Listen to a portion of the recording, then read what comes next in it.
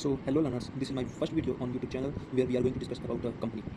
The definition of a company is, according to section 2, subsection 20 of the Companies Act 2013, company means a company incorporated under this act or under any previous company law. A company incorporated under any previous company law means an existing company. इसका सीधा सा मतलब है कि section 2 subsection 20 में हम लोग को कंपनीज एक्ट 2013 बताया गया है कि कंपनी उसे कहते हैं जो कि लीगल अथॉरिटी से जो है बना होता है, लिखा होता है और उसका जो रिकॉर्ड होता है, या फिर कोई और उससे पहले से 1956 में कंप्लीट हुआ था तो उसके बाद अमेंडमेंट हुआ था 2013 में, तो अगर उसमें भी रजिस्टर है या एग्जिस्टिंग कंपनी है तो उसको भी हम कंपनी मानते हैं। लॉर्ड जस्टिस लिंडले ने एक बहुत ही अच्छा डिफिनेशन दिया था कंपनी लॉ के बारे में। By company is mean an associated of many persons who contribute money or money's worth to a common stock and employ it in some trade or business and who share the profit and loss as the gain may be arising therefrom. The common stocks contributed is donated money and is the capital of the company. So उन्होंने बताया था कि company का मतलब होता है कि association of many persons, इसमें बहुत से पर्सन आ जाते हैं जो कि कंट्रीब्यूट करते हैं मनी को या कॉमन स्टॉक खरीदते हैं, एम्प्लॉय जाते हैं, ट्रेड करते हैं और बिजनेस करते हैं, जिससे कि उन्हें प्रॉफिट या लॉस की स्थिति भी अराइज होती है। कॉमन स्टॉक में वो मनी भी हो सकता है या मेंबर्स हो सकते हैं। The proportion of capital to which each member is entitled in his share, जितना वो प्रोपोर्शन ऑफ कैपिटल लगाएंगे, मतलब कैपिटल वो होता है कि जब अगर हम कोई बिजनेस करने के लिए पैसा लाते हैं, उसको बिजनेस में लगाते हैं तो उसको कैपिटल कहा जाता है, तो उसके बराबरी भी उसको पैसा दे जाता है या उसको शेयर उस कंपनी का उतना मिल जाता है जितना वो कंपनी में पैसा लगाया जाता है। शेयर्स हमेशा ट्रांसफरेबल होते हैं, all the right to transfer them is of more or less, इसमें ज़्यादा या कम लोग प्रतिनिधित्व करते हैं। इसके बाद हम आगे बढ़ते हैं कैरेक्टरिस्टिक्स ऑफ अ कंपनी। इसमें हमारा पहला आता है इनकॉर्पोरेटेड एसोसिएशन। इनकॉर्पोरेटेड एसोसिएशन ये होता है कि it is created either by an act of legislature, कानूनी ढंग से ये जो है बना होता है, और bye registration under the companies act, या फिर रजिस्ट्रेशन के द्वारा कंपनीज एक्ट में।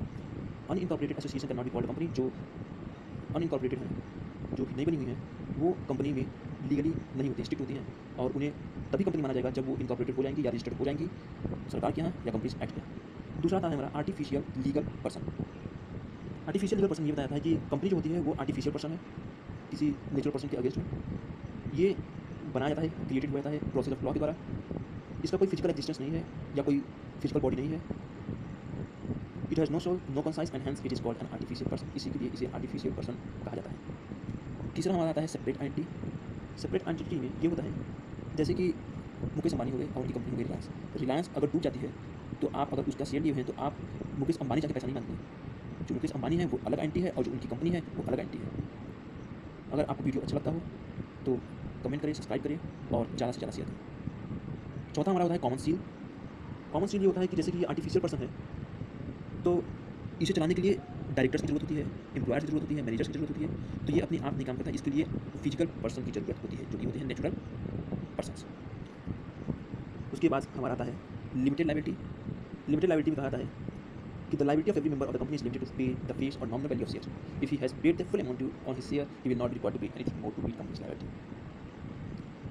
मतलब कि if the face value of share in company is rupees 10 and shares, अगर कोई कंपनी है उसका शेयर जो है शेयर होल्डर खरीदता है 8 रुपये में और उस कंपनी का शेयर है 10 रुपये में और उसका शेयर होल्डर उसको खरीदता है 8 रुपये में, तो 2 रुपये उसकी अब रिमेनिंग बैलेंस है, लायबिलिटी है, उसको भी उसको पे करना है।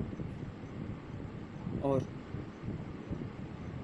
ये मेंबर्स की लायबिलिटी है उस कंपनी को शेयर को पे करना।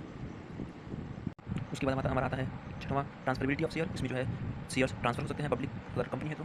सेपरेट प्रॉपर्टी, प्रॉपर्टी सेपरेट होती है, जो ओनर रहता है उसकी प्रॉपर्टी अलग होती है और जो कंपनी होती है उसकी प्रॉपर्टी अलग होती है। जैसे मुकेश अंबानी होगी तो उनकी प्रॉपर्टी अलग है और रिलायंस की प्रॉपर्टी अलग है। जो रिलायंस के शेयर होल्डर्स होंगे या स्टॉक होल्डर्स होंगे उनका उसमें हिस्सेदारी होगा। और कैपेसिटी टू सू मतलब कि मेंबर्स के पास या पब्लिक के पास अथॉरिटी होता है कि वो जो है कंपनी के खिलाफ केस फाइल कर सकते हैं। तो आज के लिए बस इतना ही। Do like, do share and do comment. Hope you are good. Thank you.